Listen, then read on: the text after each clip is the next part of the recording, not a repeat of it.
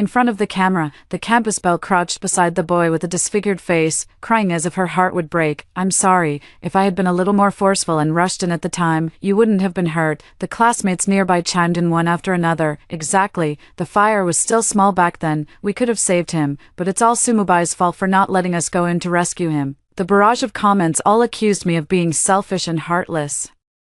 Even the counselor's gaze toward me was filled with reproach, while I was being insulted by the entire internet. The campus belle and my classmates, on the other hand, each registered accounts to start live streams. They either talked about their heroic deeds or secretly followed and filmed my daily life as a cold-blooded creature. Finally, I was pushed to the limit by all kinds of strange looks and bullying methods, and I could no longer bear it, leaping from the high building.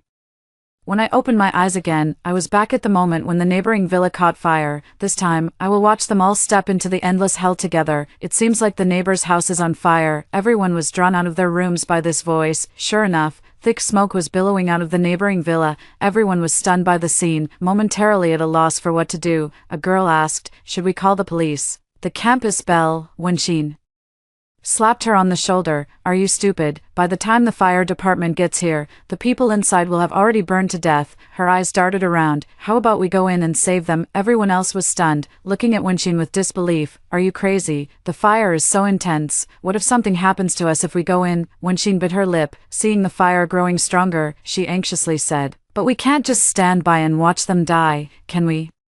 There must be people inside. What if someone dies?" One of the boys sneered coldly. "What does it matter to us if others die? If something happens to us, if we get hurt or disabled, who will take responsibility for us?" Others chimed in one after another. "Yeah, that's right. When Xian, you're acting a bit strange. Why not call the police instead of sending us to our deaths?" I looked at this group of people who were absolutely unwilling to go in and sneered coldly.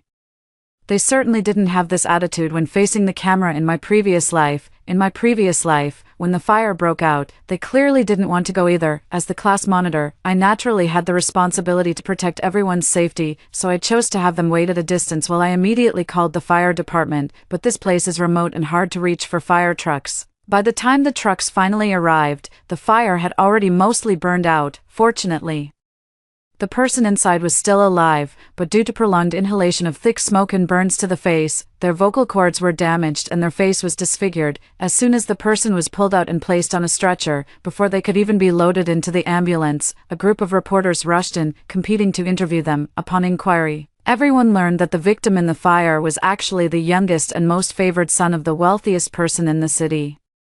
The class erupted into chaos after work. The campus belle, when Xian, quickly moved in front of the camera and pretended to cry. The other classmates in the class hated me even more. If I hadn't stopped them from going in to rescue, the youngest son of the richest man wouldn't have been in trouble, and they could have gained many benefits by saving him. In a fit of anger, they actually pinned me to the ground and beat me up together. I was beaten black and blue by them, and they dragged me, not letting me leave, forcing me to cooperate with their live stream. They quickly gained followers online one by one. In just one morning, some saw their follower count increase by over 500,000, and brands immediately approached them for advertising. Just like that, with my half-dead life, I was completely exploited by them. It wasn't until I was rescued by the police that I was finally able to catch my breath. But I never expected that from that day on, my nightmare would truly begin.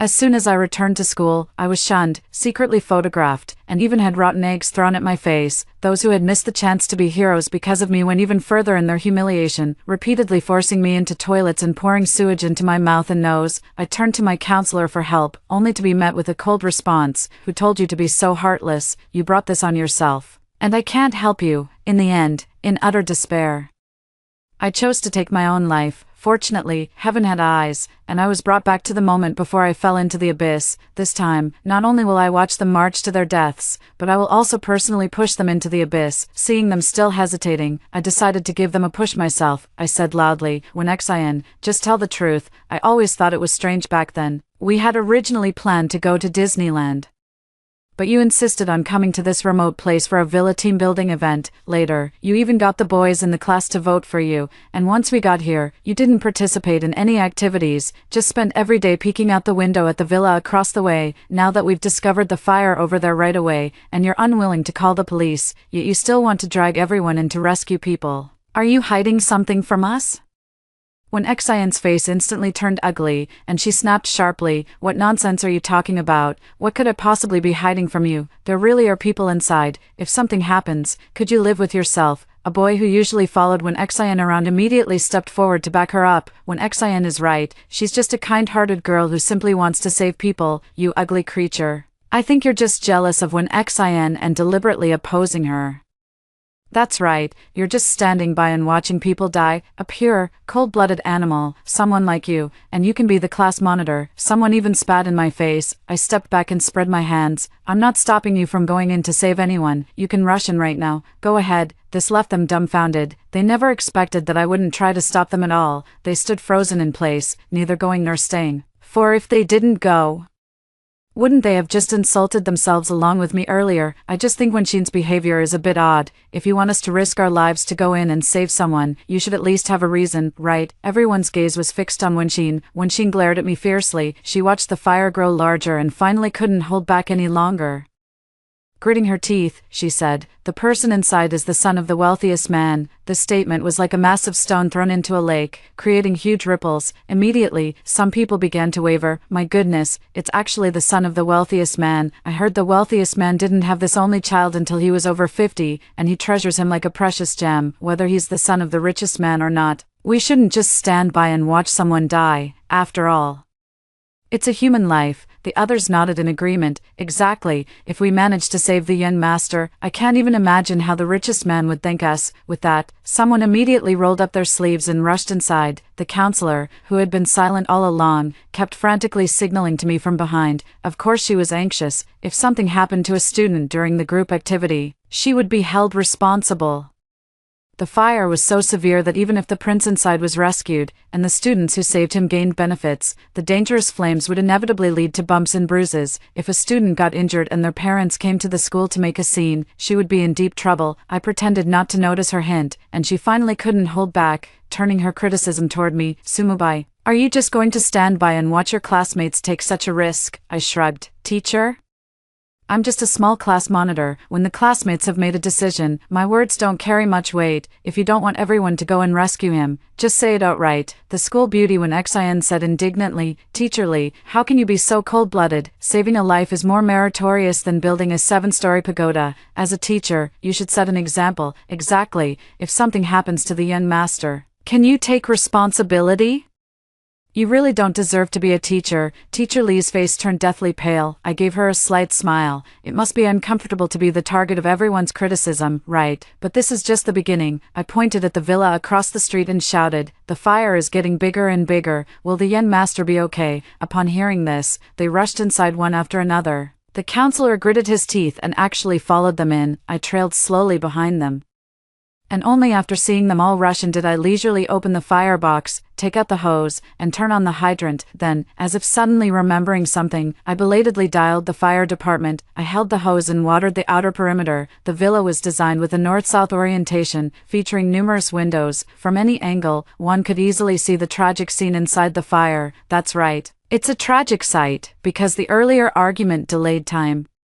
The fire this time was even fiercer than in the previous life. In their rush to seize the opportunity to rescue people, this group didn't even have time to douse themselves with water. Some people, as soon as they entered, were licked by the flames and instantly caught fire, while the campus belle when Xian, escorted by male classmates, managed to escape unscathed and successfully approached the unconscious young master. She was just flashing a triumphant smile when, unexpectedly, the pillar beside her collapsed with a loud crash. Her reaction was swift. She pushed the boy protecting her aside, using him to block the fiery pillar that was about to crush her. Then, under the boy's incredulous gaze, she summoned all her strength and dragged the young master out. Others saw the young master and, no longer caring about the fire, rushed over to compete with Xian for him. Xian naturally couldn't let others succeed, pushing down everyone she could.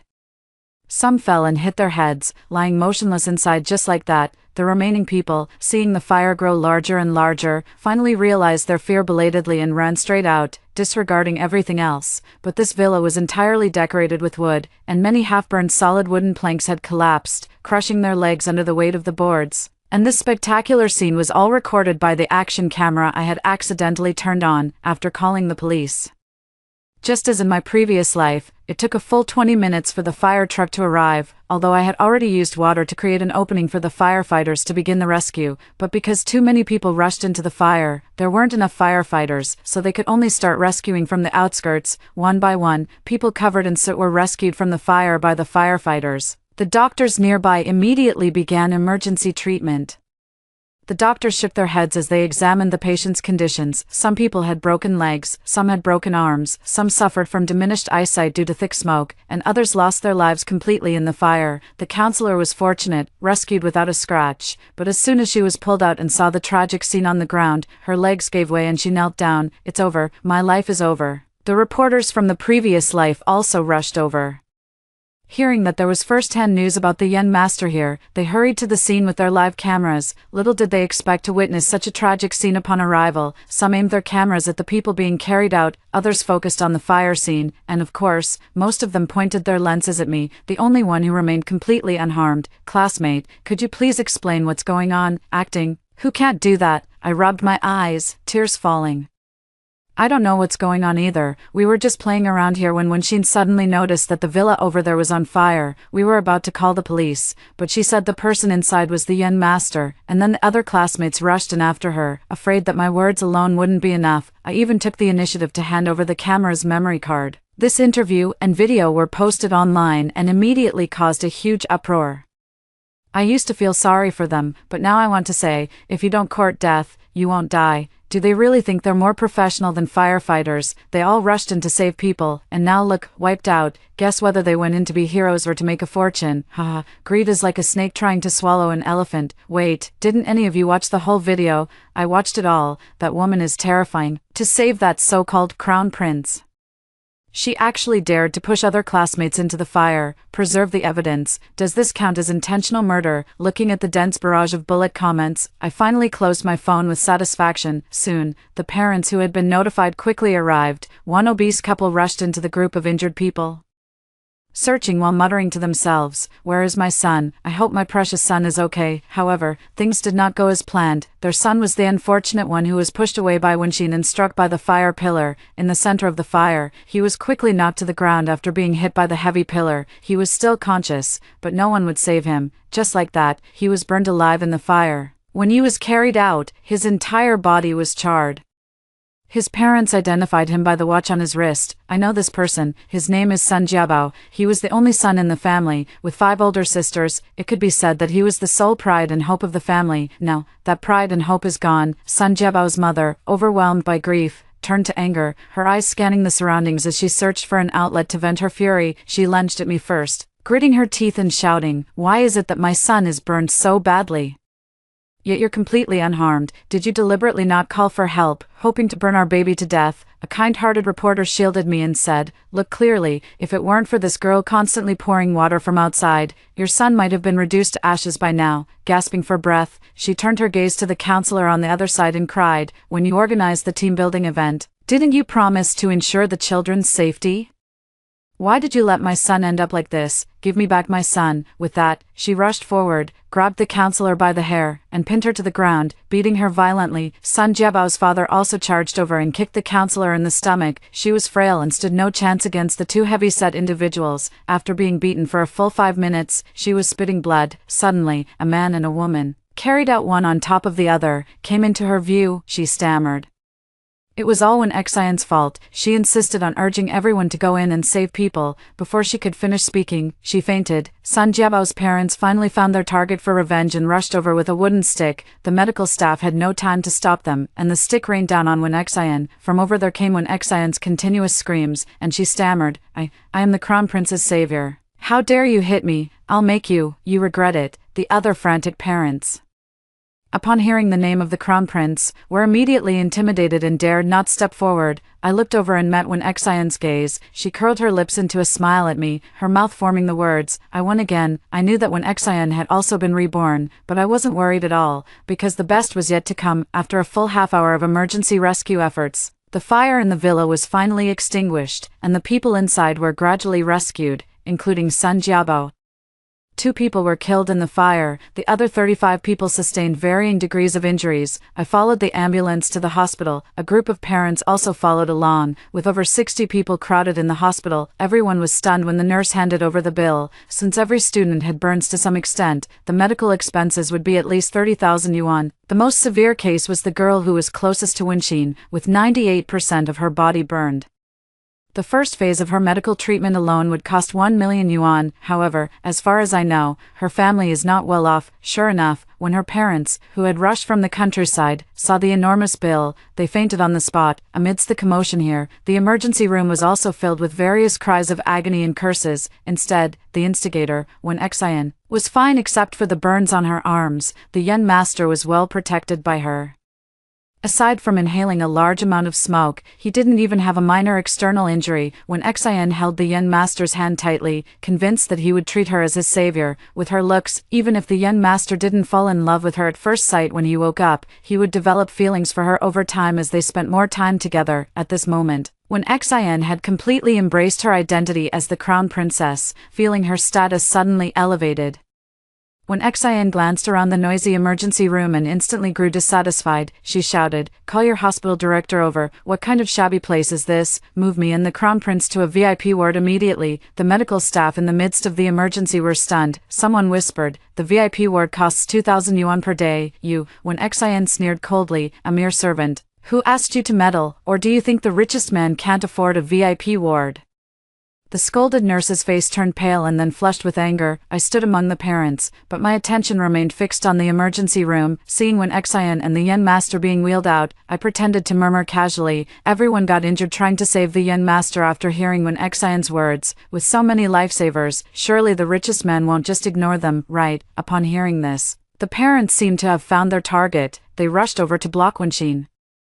"Wenxin, if it weren't for you, my son wouldn't have been injured. Now his leg is broken, and his hand is burned. You must transfer 100,000 yuan to me. My daughter's medical expenses are 200,000 yuan. Our family demands 500,000 yuan. Our child saved you and that so-called crown prince. Where's the reward? If you don't pay up, we'll see you for attempted murder." When Xian was sprayed with spit until she could barely open her eyes, she shouted, "If you keep making a scene, you won't get a single cent." Some people were instantly enraged. One of them slapped Wen Xian across the face, leaving a huge red mark. "My daughter needs money for treatment right now. If you don't pay, I'll make sure you die a miserable death." I stepped forward and said, "Wen Xian, didn't you say this person is the crown prince? Why don't you cover the cost first? Maybe the crown prince will think more highly of you." Wen Xian gritted her teeth, glaring at me fiercely. You wait."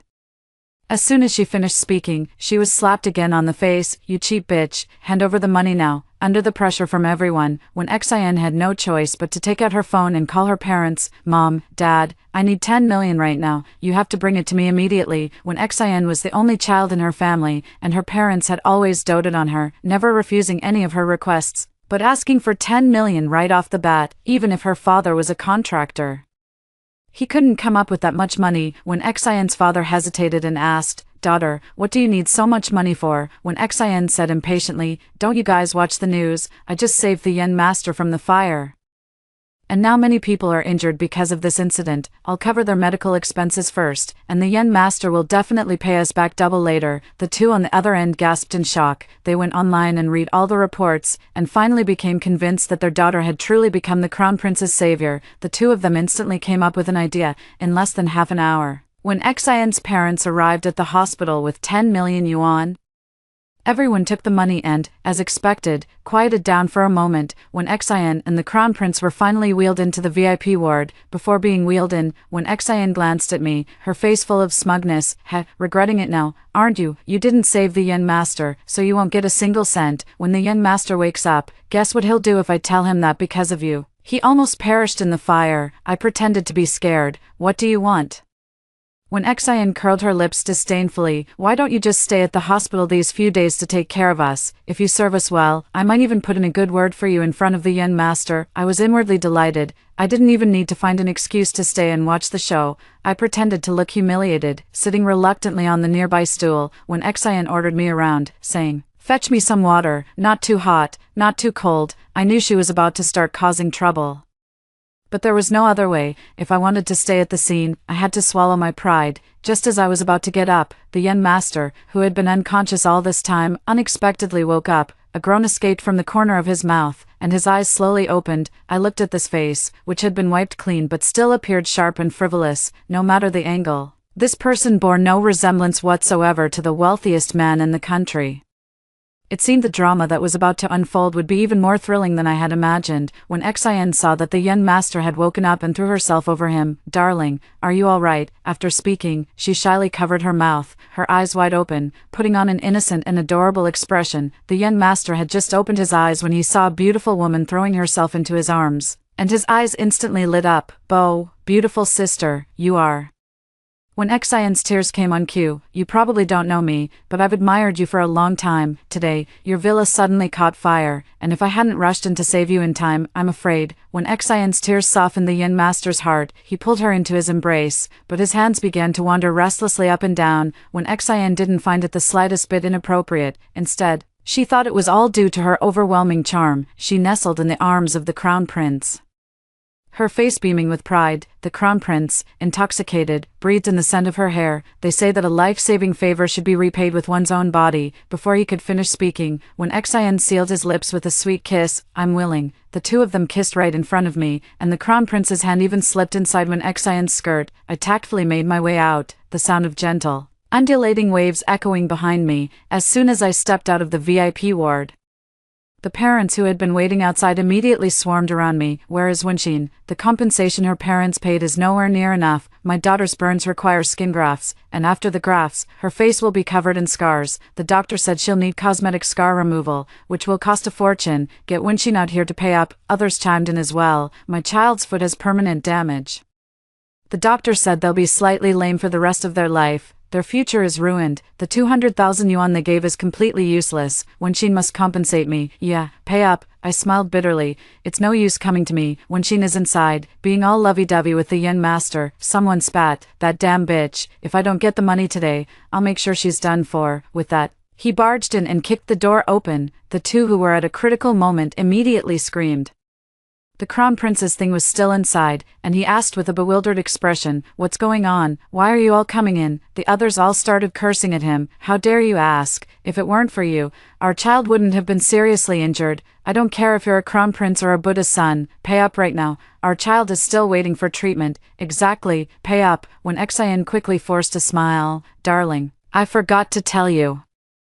There were over 30 classmates who rescued you from the fire, and they're all injured and hospitalized now. I've already advanced 10 million for you." You see, the young master's jaw nearly dropped to the floor. What 10 million? One parent spoke fiercely. "What 10 million? That's not even enough for the initial treatment costs of our 30-plus children. You need to give us at least another 10 million. The young master was dumbfounded. His slender eyes darted around, as if searching for a gap to slip away, but the place was packed with people, leaving no chance for escape. His eyes rolled, and he put on the airs of a dashing young master. "So it was all of you who saved me? Don't worry, I'll definitely pay you properly. Does anyone have a blank check?" When Xion's parents, who had been pretending to be dead on the side, now scurried out eagerly, they handed over a stack of blank checks and a pen with great enthusiasm. "Here you go, son-in-law, right here." The crown prince generously signed the amount and his name on it. The first parent to receive the check instantly widened their eyes. "5 million. Those who hadn't gotten their money yet immediately started pushing their way in. "What about us? Our money hasn't been given yet." The young master signed his name calmly and unhurriedly. "No rush. One at a time. Everyone will get their share, soon." Every student's parents received a check for 5 million. The young master turned to look at me, about to hand me one as well, but when Wenxin immediately grabbed his hand, she sneered coldly. "Brother, you might not know, but if it weren't for him holding us back, we would have gone in to save you much earlier. It's all his fault for wasting time and causing you to end up in the hospital." The parents who had received benefits glared at me indignantly. "It's all your fault. If it weren't for you, my son wouldn't have been so badly injured. You cold-hearted person. Don't even think about winning the young master's favor in your entire life. Trying to shift the blame. Who doesn't know how to do that?" I sneered coldly. "Yes, you got the money, so what? The only one truly recognized by the young master as his savior is when Xion, you got 5 million. But with the Gu family as her backing, when Xian can casually buy a bag worth 5 million in the future, now, parents with daughters at home instantly had an idea in their hearts. That's right, Yen Master, you can't favor one over the other. My daughter also saved you. How can you just brush her off with a mere 5 million? Some people even immediately called their daughters over. Since we are in the broadcasting and hosting program, the girls in our class are all quite attractive in appearance. Now several girls were pulled to stand in front of the Yen Master, as if he were selecting a concubine. In an instant, the Yen Master's eyes were dazzled by the choices. He wiped away the non-existent drool at the corner of his mouth and finally exchanged WeChat IDs with 3 of the girls, when Xian, standing behind, was so jealous that her face twisted. But she could only maintain the dignified demeanor of the main wife. Fearing that showing jealousy would make the Yen Master lose interest in her, the other girls, seeing that they had caught the attention of the Yen Master, could no longer hold on to their resentment toward Xian, who had nearly caused them to lose their looks. They looked at me smugly and said, "It's a good thing we all went to help back then," unlike someone who was so cold-hearted, just standing there watching the show. Serves them right for getting nothing, I shrugged. Congratulations on getting the checks, but who knows if they can actually be cashed. After saying that, I quickly slipped out before they could get angry with me. Unexpectedly, after my hint, several parents became more cautious. They immediately rushed to the nearest bank to cash the checks, only to be told that the checks were invalid because the signatures on them were completely fake. No such person existed. Now they were completely broken. And they all rushed back to the hospital to find the Yen Master. However, when they pushed open the door, inside was only Xian, sound asleep, with no sign of the Yen Master anywhere. When Xian was struck awake from her sleep, the intense pain made her scream. Someone threw a check in her face. "You damn bitch. How dare you collude with the Yen Master to deceive us? This check can't be cashed at all." When Xian screamed, "How is that possible? You're just trying to cheat us out of money." But as more and more people rushed in, when Xian finally had to believe that the Yen Master had indeed given all of them checks that couldn't be cashed, when Xian muttered, "How could this be? There's no mistake. I confirmed on social media that he's the Yen Master of the Gu family. How could he not even pay such a small amount?" She seemed to have thought of something. "That's right. I heard that the Yen Master of the Gu family is quite mischievous. He must have had his allowance cut off by his father for being disobedient. Don't worry, I have his WeChat. I'll persuade him to go home and find his father right now." However, when Wenxin sent the message, the WeChat chat page only displayed a glaring exclamation mark. She had been blocked by the Yen Master. The other girls didn't believe it either and all sent messages to the Yen Master, only to be met with the same large exclamation marks. "You damn bitch, trying to fool us, huh? I'm telling you, you have to cough up that money for us." They dragged Xian along and rushed to the entrance of the Gu group. "Gu group, pay up. Our child saved your Yen Master, and now our child is disfigured. If you don't give us the money, we'll go to the media and expose you, Mr. Gu. Your girlfriend is still in our hands. If you don't come out soon, we won't be polite." When Xian endured a few more slaps, her entire face swelling up like a pig's head, she screamed desperately, "Save me, darling, help me." However, at the very top of the corporate building, Chairman Gu was simply baffled. He slammed the table. "What trouble has your Yen Master caused for me this time? Call him over here immediately." Gu Min received the notice and hurried from his small company to his father's office. Chairman Gu rubbed his forehead. "You caused this, so you solve it yourself." Gu Min had also seen the information online and, upon noticing the people below, roughly guessed the whole story. He cried out in protest, quickly explaining, "Dad, even though I'm a jerk, I'm not that low, am I? I was just about to tell you, a few days ago, I found out someone had sneaked into my villa and even used some special method to drive my car around, swindling people. I almost caught them by checking the surveillance footage, but then they set my villa on fire." A group of college students from next door insisted on rushing in to save people, and ended up getting themselves trapped. "I'm the one who's wronged here, Mr. Gu was speechless. He never expected that trouble would find him even while sitting at home. He had kept his son out of the public eye to protect him, but he never imagined it would give a criminal the perfect opportunity. Now, not only had his son's identity been impersonated, but he had also gotten tangled up with such a troublesome group of people. He looked down at the scene below, and sure enough, reporters swarmed over like leeches. He didn't even need to think about it. Today's top trending topics would undoubtedly be the ungrateful Yen Master of the Gu family, the Gu family's debt evasion, and the Gu family refuses compensation. He sighed. "The PR team is coming over right away to film a video for me." At 10 p.m. that night, the official account of the Gu group, which had been silent for a long time, suddenly posted a video like this. A young and handsome man stood in the center of the screen. "Hello everyone, I am Gu Min, also known as the so-called Crown Prince of the Gu Group. I regret to hear that a fire broke out in my villa, resulting in dozens of injuries. However, I must clarify here that the villa was illegally occupied by someone half a month ago. That person impersonated me, flaunted my identity, and indirectly caused this tragedy. We have already reported the matter to the police. I hope all friends seeking justice will remain rational and go after the real culprit who should be held responsible for this incident." The video abruptly ended, leaving all the parties involved stunned. Some watched the video over and over again, unable to believe what they had just seen. They finally had to face the fact that they had been played. It must be understood that their children were all in the broadcasting and hosting department, whether it was their face or body.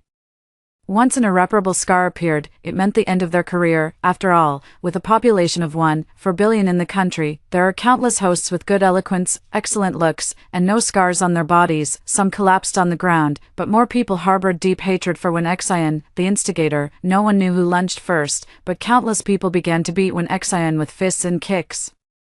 By the time the police arrived, Wen Xian was covered in blood. When they checked for a pulse, she had already been dead for a long time. Due to the large number of people involved and the lack of surveillance footage, the perpetrator responsible for Wen Xian's death could not be identified, and the matter was eventually dropped. After Wen Xian's death, Wen's father, who had embezzled project funds to scrape together 10 million, was soon discovered. His project fell through, and he faced massive compensation claims. People were constantly stationed outside his home, all of them parents seeking justice. Under the dual pressure, he and his wife jumped from a high-rise building, and the counselor, as the person responsible for this accident, will also face huge compensation. She not only lost her job and her fiancé, but even her family was unwilling to take her in. In the end, she ended up on the streets, living a life of madness for the rest of her days.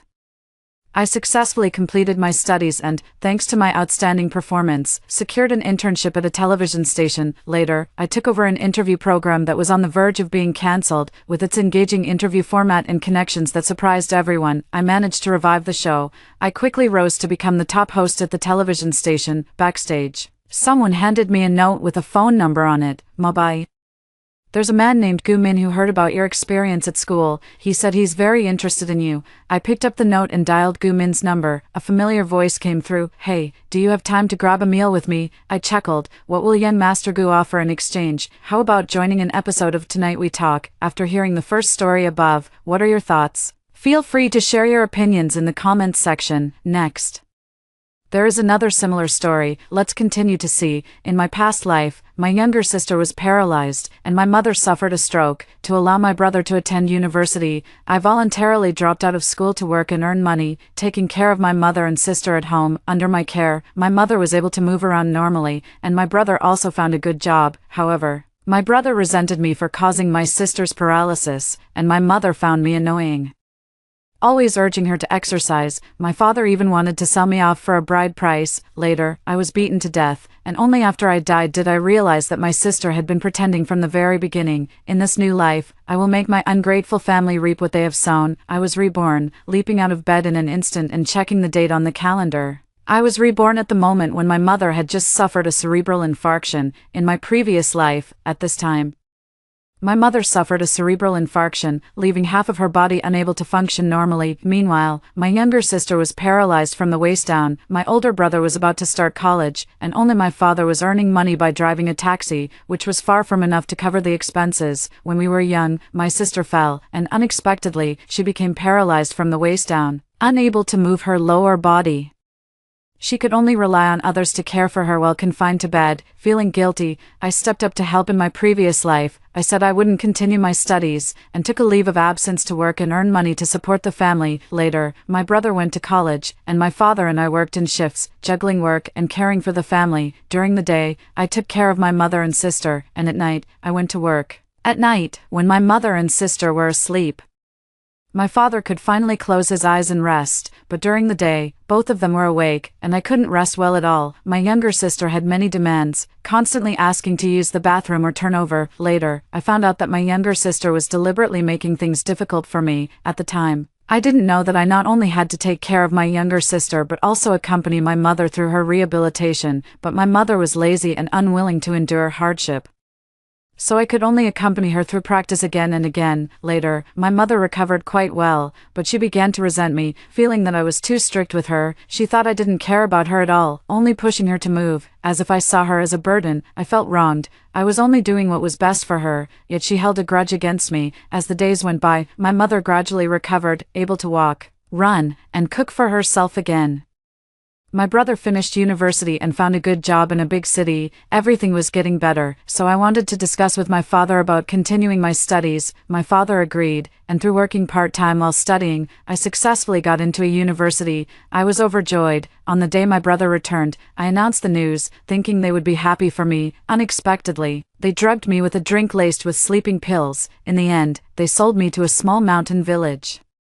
I tried to escape several times, but my legs were brutally broken. My sister came to see me, smiling as she mocked me, saying she had been pretending all along, all because my grades were better than hers, more favored by parents and older brother, so she wanted me to taste the feeling of being neglected. Later, because I didn't receive timely treatment, I died in the courtyard. Since I've been reborn, I want them to reap what they have sown. Today is the day to pick up my mother from the hospital.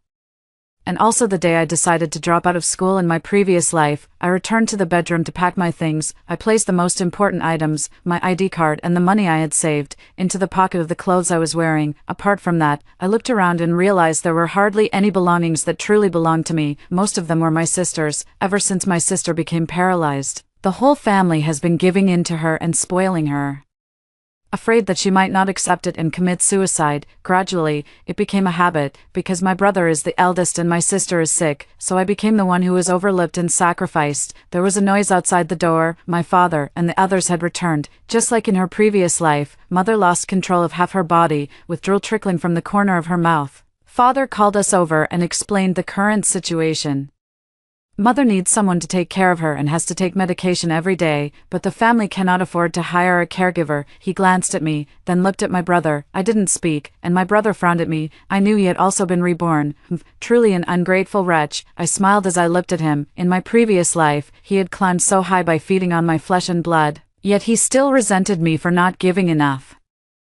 This time he came. I want to see just how far he can go. Bro, you're not. Come on, I believe you'll definitely do better than me. He cursed under his breath, then said to his father, Dad, I'm not going to college. I'll stay home to take care of Mom and my sister. I can take the exam again later. It's just a university, isn't it? Father refused my brother, unwilling to see him waste his time at home. No, you have potential and must go to college. Shaoan is a girl.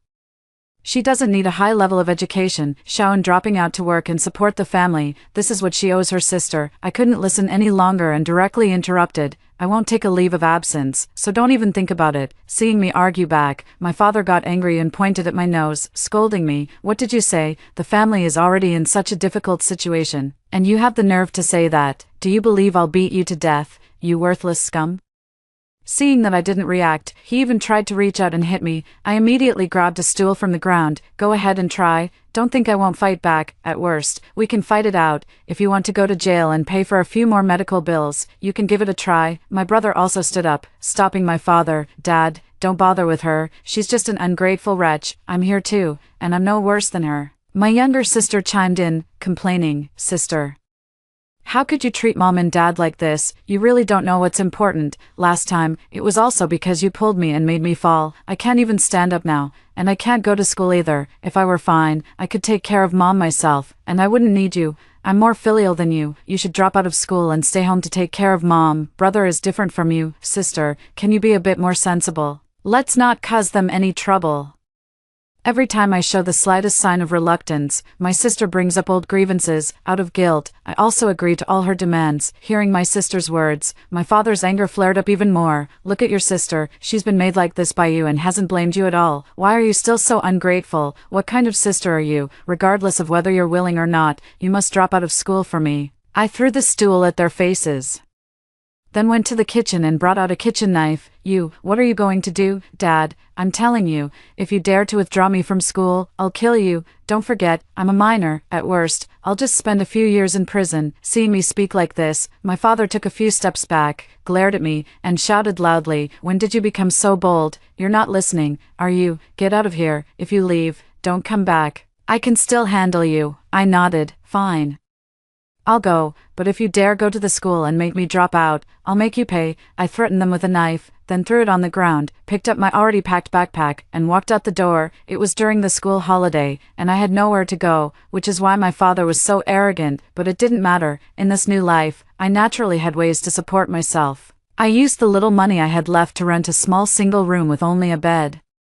I spent the entire holiday outside, doing odd jobs, working as a caregiver, and shaking milk tea at a bubble tea shop. I have been taking care of my paralyzed sister for many years, so I naturally have no shortage of strength, including my previous life. I have learned a lot of nursing knowledge, so I am very skilled at caregiving work. My employer, seeing how pitiful I was and how hard I worked, gave me a little extra money when I was discharged from the hospital, in the evenings. I would take some time to review the knowledge I had almost forgotten. After a summer vacation, I had saved enough for my tuition and living expenses. The family was also turned upside down. My brother never imagined that taking care of a patient while earning money would be so difficult. He thought that with the experience from his past life, he would quickly find a good job, but this was a small town, where there were hardly any well-paying and easy jobs. Moreover, he didn't have a degree.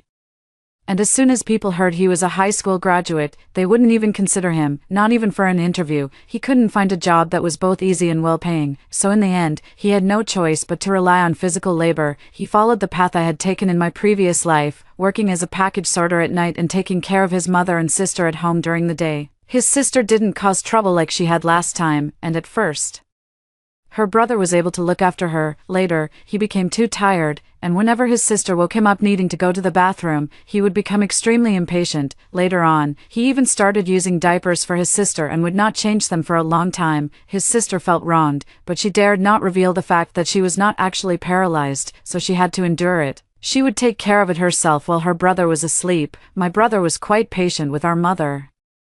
Because he remembered how she had recovered in his previous life, he could be of help, at least by cooking meals. This way, he wouldn't have to take care of his younger sister during the day. He could then retake the exams, go to university, and find a good job just like he did in his past life. But he didn't understand why his mother just wouldn't exercise properly. "Mom, you can't just lie there. If you keep lying down, your hands and feet won't recover." "I don't want to.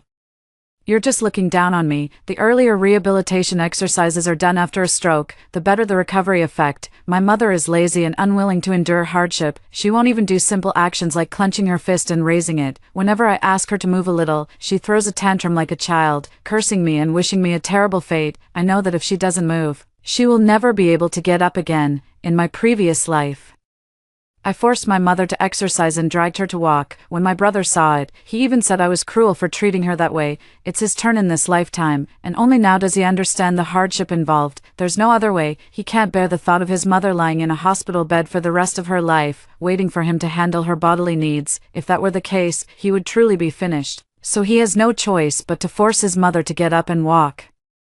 Just like I did. "Mom, I'm really begging you, please have some consideration for me." Mother still refuses. "I won't go out. I'd be too embarrassed to be seen like this. You unfilial child. I'd rather die than see you like this. How did I raise a son like you, who only knows how to mistreat me?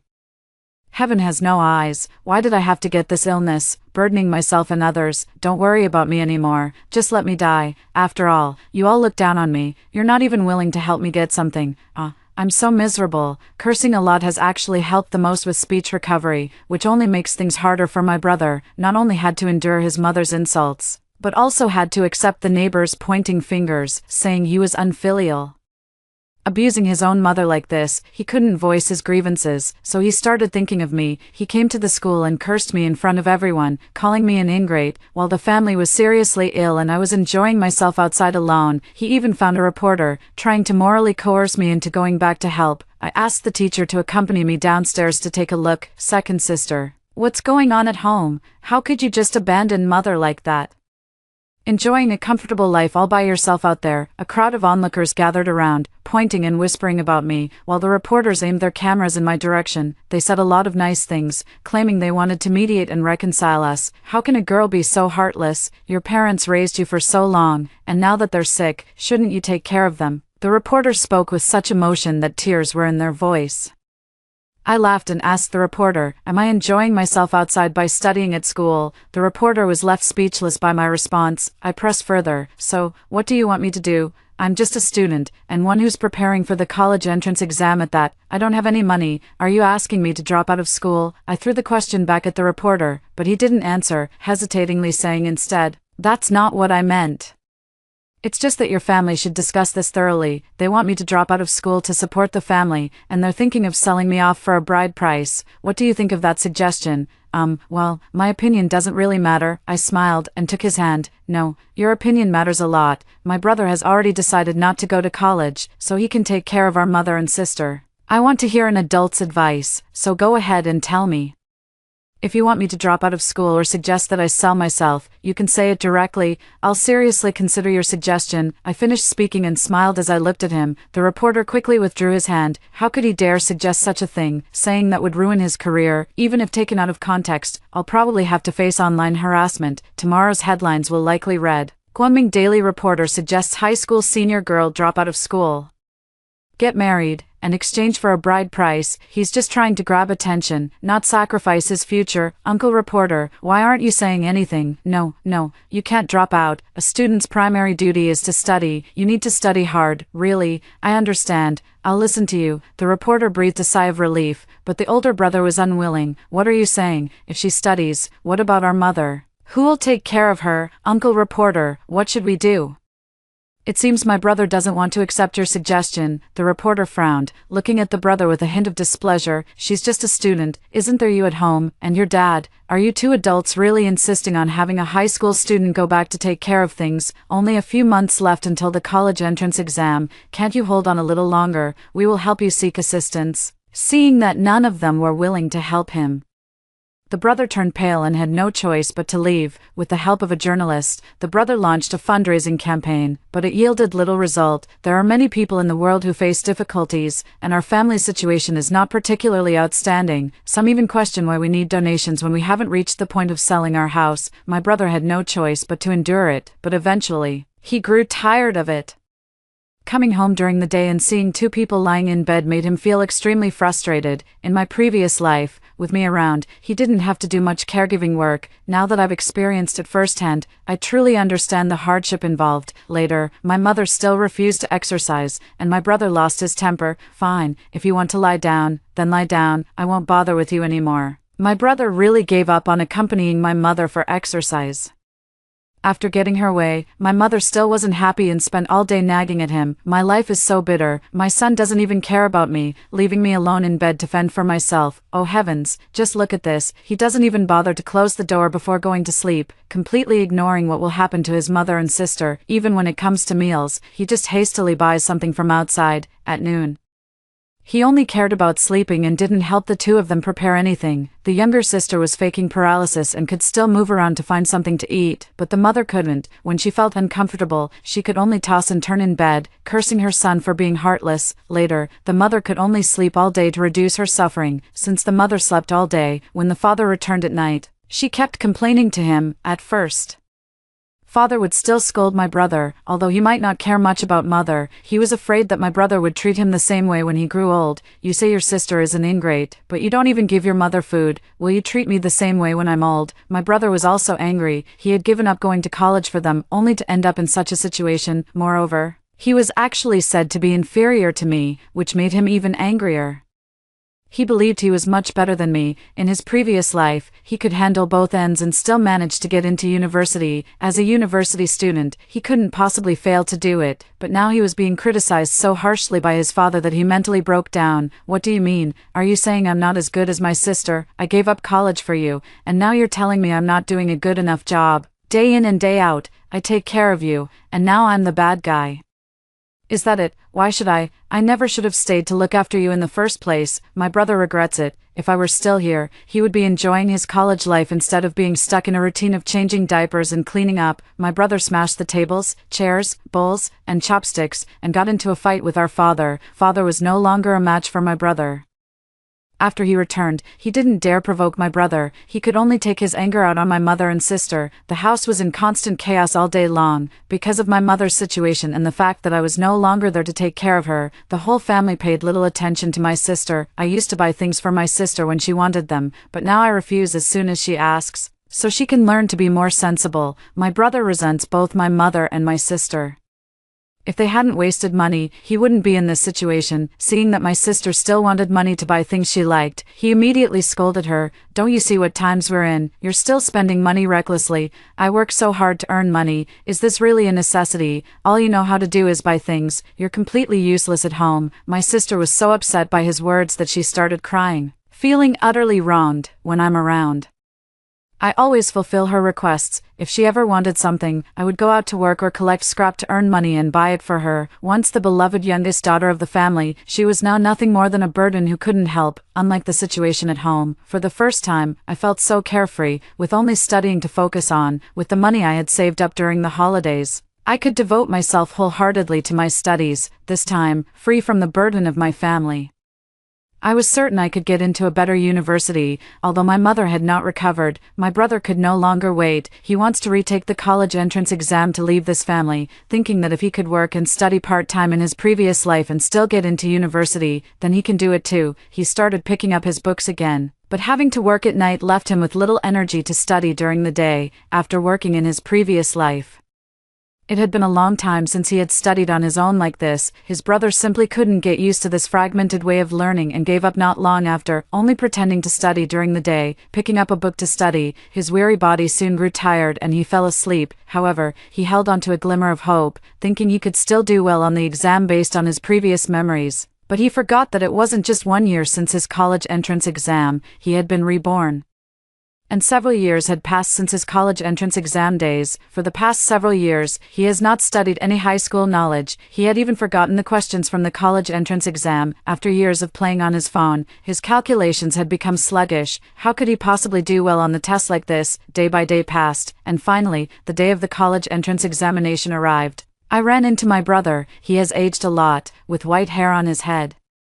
He saw me and still wanted to come over to me, so I shielded the exam admission ticket behind my back. He saw my appearance and sneered. "With your level, do you really think you can get into university by taking the college entrance exam?" I retorted. "You mocking me is no better than worrying about yourself. Do you think father would ever let you out? Can the family still afford your university tuition?" I said with a smile. "Brother, this time I will go higher than you. You're dreaming." He reached up to grab me, and I slapped him. "Brother, do you want to fight me?" And then both of us missed the college entrance exam together. My brother looked at me angrily and left helplessly. Later, I successfully completed the exam. After leaving school, I moved into a slightly larger single room with its own bathroom, so I no longer have to use a public restroom. I am very satisfied and will continue my working life, saving money for tuition and living expenses. I considered applying for a student loan, but the first-time application requires a parent or another relative to co-sign, and I didn't want to ask them. I can earn enough for tuition and living expenses on my own. On the day the exam results were released, I went to an internet cafe to check my score. It looked like I could get into a 985 university, even though it was just the lowest tier. I was still incredibly happy. In my previous life, I had been studying all along, just for the day I could return to school. Now that my wish has come true, I am so happy. In contrast to my happiness, my brother is extremely unhappy. He didn't even get into a bachelor's program, and he couldn't believe it. He thought of me again and went to ask my high school homeroom teacher about my situation. After getting my score, he went crazy, feeling extremely unwilling. How could I possibly have scored better than him? This can't be possible.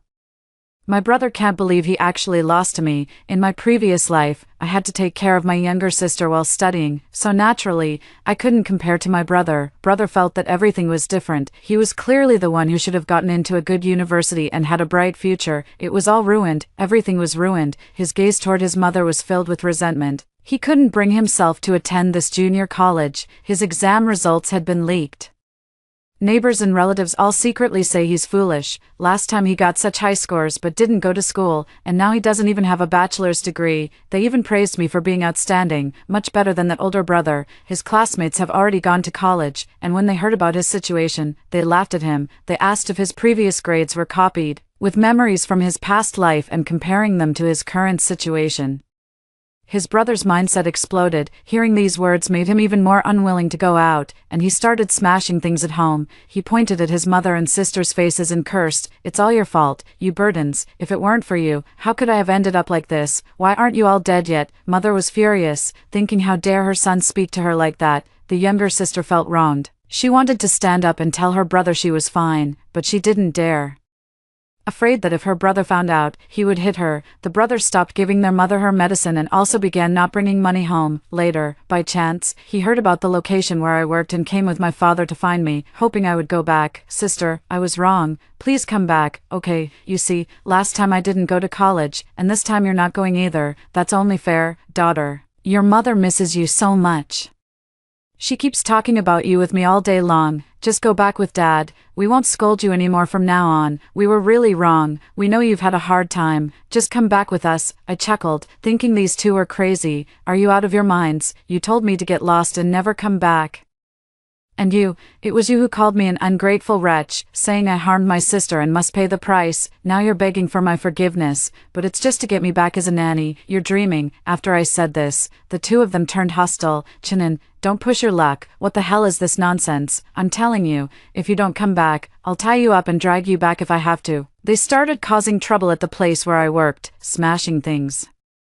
I called the police, and they were taken away. There was nothing I could do. I apologized to my boss, even though she still wanted to keep me, but I knew my father and brother's temper would surely lead them to cause trouble again, so I refused. I wanted to settle this once and for all. They should pay the price. After some time, my father and brother were released, and as expected, they still wanted to cause trouble. I agreed to their request and moved back home. When my sister saw me return, she scolded me. You bitch, you whore, why did you come back so late? Look at you, hiding for so long, but in the end, you still had to come back, didn't you? It's all your fault. If it weren't for you, how could our family have ended up like this? Hurry up and bring the money back, I calmly retorted. On what grounds? On what grounds? Just because you're my sister, and it's your fault my leg got injured. You should be responsible. My sister looked disheveled, her clothes all dirty. I smiled, slapped her across the face, and she froze. I leaned in close to her and took a sniff, then covering my nose with my hand. Ugh, who's covered in urine smell? It stinks so much. My sister was furious and reached out to grab me. What did you say? You're the one who stinks. I dodged. Could she really get up if she was pretending to be paralyzed? Enough, I'm not going to make a scene anymore. Father stopped my sister. He had just tricked me into coming back.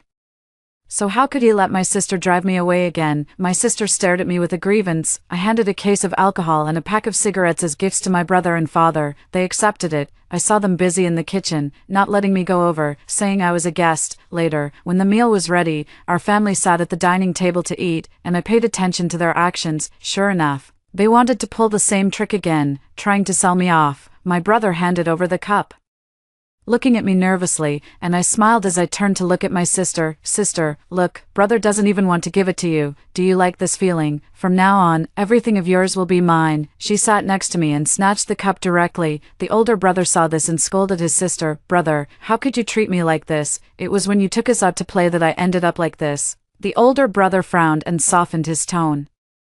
But you're still being a bit too unreasonable. When I was young, there were 3 of us in the family. My younger sister was mischievous and often got scolded by our parents. I did well in school, so they would praise me in front of her, telling her to learn from both of us. Later, one day, my older brother took us to play in the mountains. When it was time to go back, my sister didn't want to leave. We got into an argument, and I ended up dragging her home by force. She fell, and I carried her back on my back. We were punished because of our sister, but she was comforted by our parents, so she came up with a devious idea and started pretending to be paralyzed from then on. Since we had no money, she could only go to small hospitals and clinics for checkups. It never worked, and later, because of this incident, both my brother and I felt guilty toward our sister. I thought at the time that I shouldn't have stopped my sister from continuing to play, while my brother thought he shouldn't have taken her there. Later, my brother also began to blame me for why I had to pull my sister away. After that, whenever there was something good, we would always save the best for my sister first. When it was time to start school, my sister didn't want to go, so I taught her at home. She got even more annoyed. How come you can go to school, just showing off your good grades? It's all your fault. You made me like this, and you have to take responsibility. No matter how much I explained, it was useless. In the end, my sister still didn't go to school and just stayed at home. I felt even more guilty toward her, but it turned out everything was fake. I poured a drink for everyone, and both my mother and sister drank theirs. I drank mine too. Although my brother didn't know why I drank it, he felt relieved when he saw me do so. We started drinking wine 1 cup after another, pairing it with the dishes. My father also smoked, ate, and enjoyed imagining the wonderful life that lay ahead. Before long, everyone at the table had passed out, except for me. I just found some sleeping pills from my father's room, took a few, and secretly added them to the dishes while they weren't paying attention. I also switched the drinks. I kicked the table, causing the wine bottle to fall and spill all over the floor. Then, I used a tissue to pick up the cigarette but my father had used, lit it, and threw it onto the sofa. I slightly rearranged the room layout to make sure the fire would spread slowly. The house was already crowded, and with many flammable items piled up, the fire quickly spread. My home is a self-built rural house, so there's no need to worry about affecting others. Black smoke filled the room, and when the timing seemed right, I shook the others awake, then ran outside. My brother and father followed me out. They were gasping for breath, so I called the firefighters. Dad, brother, where are Mom and my sister? Those two selfish people ran away as soon as they encountered such a situation. How could they possibly care about anyone else? They glanced at each other, and the father spoke first. You're young, you go up and save them. The fire is so big, what if I die in there? Those two burdens might as well be gone. At my brother's words, my father fell silent. I stood by, quietly recording the sound. So you're just giving up on your mom and your sister? What do you mean I gave up? If it weren't for you drugging us, how could we have slept so soundly? It's all your fault. They were busy blaming each other when they noticed that their younger sister had managed to come out on her own. The older brother widened his eyes in shock. You're not paralyzed. Panting heavily, the younger sister said angrily, if I were really paralyzed, and you abandoned me like this, I'd be dead. The brother grabbed his sister's clothes and punched her. What kind of joke is that? If it weren't for you being like this, I would have gone to college. I've been feeling guilty all this time, and you actually lied to me. Why didn't you say it earlier, if you had spoken up sooner? How could I have ended up like this? The sister dodged her brother's punches. Stop hitting me, please. I was wrong. I wanted to say it too, but you've all done so much for me. How could I bring myself to say it? My brother didn't listen and beat her as if he had gone mad. Later, the firefighters came and the fire was put out. My mother died. The police came to investigate, and I submitted the recording as evidence. After all, it was the medicine that father bought. And the fire was caused by the cigarette but he dropped while smoking, which ultimately led to someone's death. So father went to prison, the brother and sister turned against each other, and he sold his sister. After some time, I reported it to the police, and both the brother and the buyer were arrested. Just like me before, my sister's legs were broken. This time, she was truly paralyzed in bed, unable to move. I went to college, free from any burdens, after hearing the two stories above. What are your thoughts? Feel free to share your opinions in the comments section. Looking forward to hearing from you. If you liked this story, don't forget to like it, share it, and subscribe to my channel. See you next time.